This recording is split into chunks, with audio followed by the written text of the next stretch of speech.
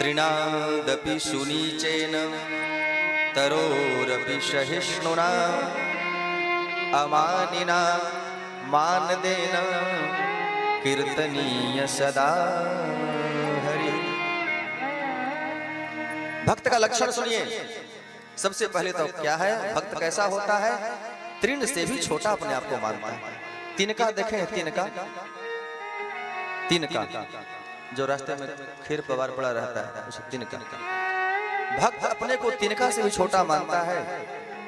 यदि भक्त है तो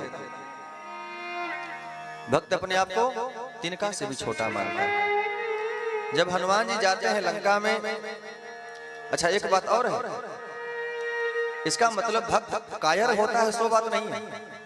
भक्त कायर होता है, डरपोक होता है सो बात, बिल्कुल गलत बात है, ऐसा नहीं सोचना है। भक्त पलायनवादी होता है ऐसी बात नहीं है, पर वह अपने आप में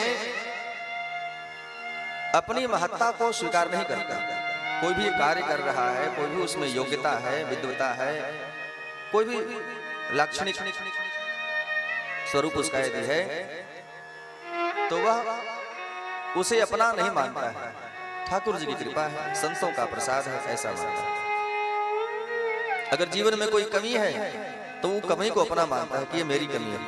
जो योग्यताएं हैं सब भगवान की है, बड़ों का है, संतों का प्रसाद है, और जो कुछ त्रुटि हमारे अपने जीवन में है वो मेरी अपनी कमी है।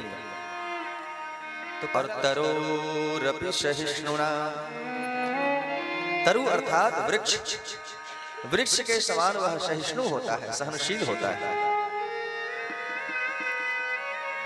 जब तक साधना के मार्ग में साधक अनुकूलता प्रतिकूलता का सहन नहीं करेगा, सहेगा नहीं, सहनशील नहीं बनेगा, सहिष्णु नहीं होगा, तब तक वह उसमें निखार नहीं आएगा उसकी साधना में।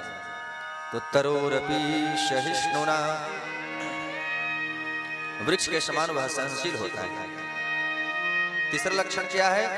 अमानिना, वह अमानी होता है, अपने आप में कोई मान नहीं रखता कि मैं ये हूं, मैं वो हूं, मैं विद्वान हूं, मैं महात्मा हूं, संत हूं, जो भी हूं, कुछ भी अपने आप को मानता नहीं है और दूसरों को मान देता है।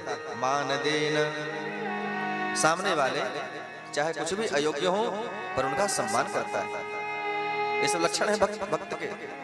और सबसे जो प्रमुख लक्षण भक्त का है वो यह है, कीर्तनीय सदा हरि। भगवान श्री हरि के मंगलमय नामों का वह कीर्तन करता रहता है।